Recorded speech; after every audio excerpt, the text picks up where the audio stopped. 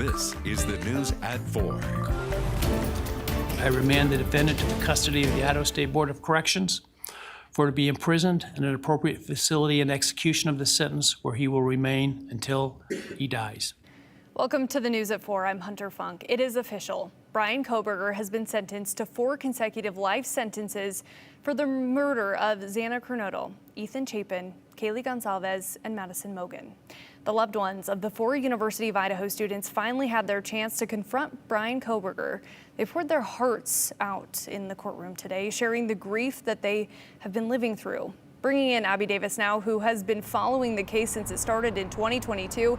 Abby, today held some raw and emotional moments. Hunter, it was really just heartbreaking listening to all of those victim impact statements, and quite frankly, they were hard to listen to at some points.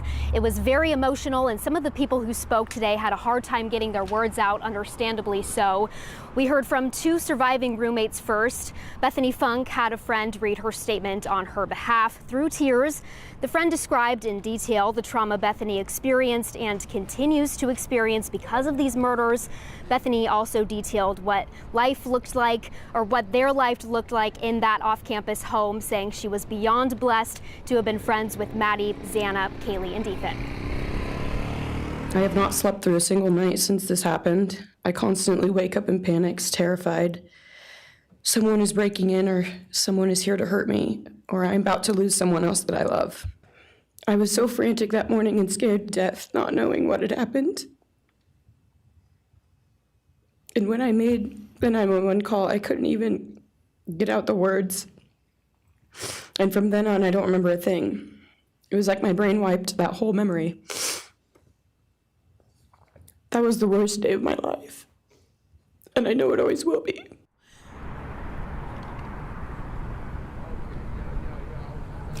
The other roommate, Dylan Mortensen, then read her statement, saying the man who killed her friends may have taken so much from her that he'll never be able to take her voice.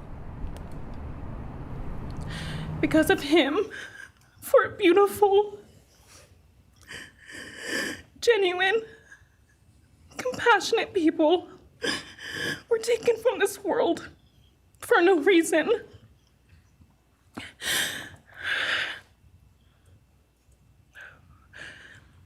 He didn't just take their lives. He took the light they carried it into every room. He took away how they made everyone feel safe, loved, and full of joy. He took away the ability for me to tell them that I love them and that I'm so proud of them. He took away who they were becoming and the futures they were going to have. He took away birthdays, graduations, celebrations, and all the memories that we were supposed to make. All of it is gone. And while I will still live with this pain, at least I get to live my life. He will stay here, empty, forgotten, and powerless. You're looking at an AP photograph now of Dylan getting a hug from someone afterward, or after she said those very powerful words. And after she spoke, Judge Hippler thanking her for her courage in speaking today. He also was very empathetic to everybody else who talked, saying, again, you're very courageous, and I am so sorry for your loss. We also heard from various family members, parents, an aunt, siblings, and we'll have some of that sound coming up here shortly at 4:30. Yeah, Abby, it is heartbreaking, but so powerful to hear those words. Thank you. In response to the sentencing, the University of Idaho has posted a statement honoring the victims of Bryan Kohberger. The school wrote they will not forget the 4 lost on that day. They said in part, quote, "They live on in our collective memory and will forever be honored at the Vandal Healing Garden and Memorial. We remember the families and friends, surviving roommates, and all those deeply impacted by the sinister actions of one person. We hope healing can come with time," end quote. Well, after the victims were able to share their statements and Bryan Kohberger refused to, he was sentenced to a life prison until he dies. Now, after the sentencing, law enforcement held a press conference to shed more light on the case and to share the latest from the investigations. Now bringing in Andrea Dearden, who has been outside the courtroom all day listening in. Andrea, what have you learned?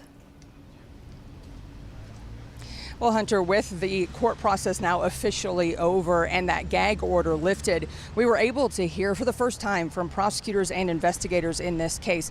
And the first thing they said was that this has been a complex case. It has been a deeply emotional one, but they talked about the collaboration and the work that they had to do to make this case come together and to bring it to this point today. Now, Bill Thompson, the lead prosecutor in this case from Latah County, he did acknowledge that not all of the victims' families or members of the community who are close to this case support the decision not to take it to trial, but he stands behind it.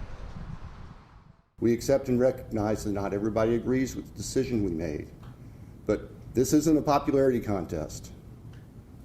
And we made what we thought was the most appropriate decision under the law and on the facts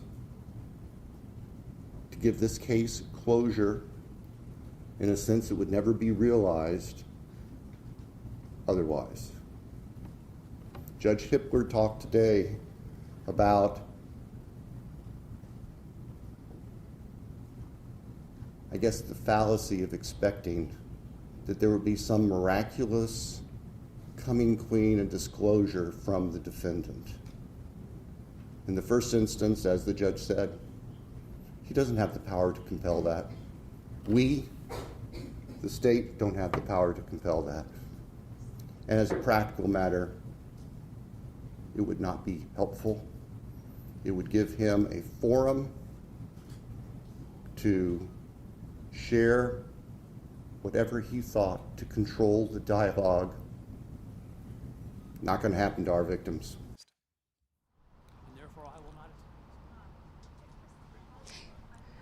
So that is definitely a theme that we heard throughout today, that not giving the defendant any more power or any more control. And of course, that echoed there by the prosecutors. Other things that we learned during that press conference, we understood that that knife, that they believe the only weapon used in this, in the 4 murders of the University of Idaho students, never found. They also talked a little bit about some psychological testing done on the defendant. They said that had nothing to do with their decision to take this into a plea agreement, but instead it was simply about the best case scenario, justice and closure for these 4 families. Coming up in just a little while, we'll also talk about what they said about what Kohberger said when they first arrested him in Pennsylvania, and some other reactions for people following this case. Back to you. Yeah, a lot to unpack. Thank you, Andrea. Now, Idaho Attorney General Raul Labrador responded to Bryan Kohberger's life sentences today, stating, "Our hearts are with the victims and their families. While no sentence can bring full justice to this kind of evil, today's sentence ensures that Bryan Kohberger will never see the outside of a prison and will never again harm innocent families," end quote. Labrador emphasized that under Idaho law, the fixed prison sentences mean Kohberger will never be eligible for parole. The Attorney General praised Prosecutor Bill Thompson and Criminal Division Chief Jeff Nye for their leadership, judgment, and tireless efforts in bringing the case to a conclusion.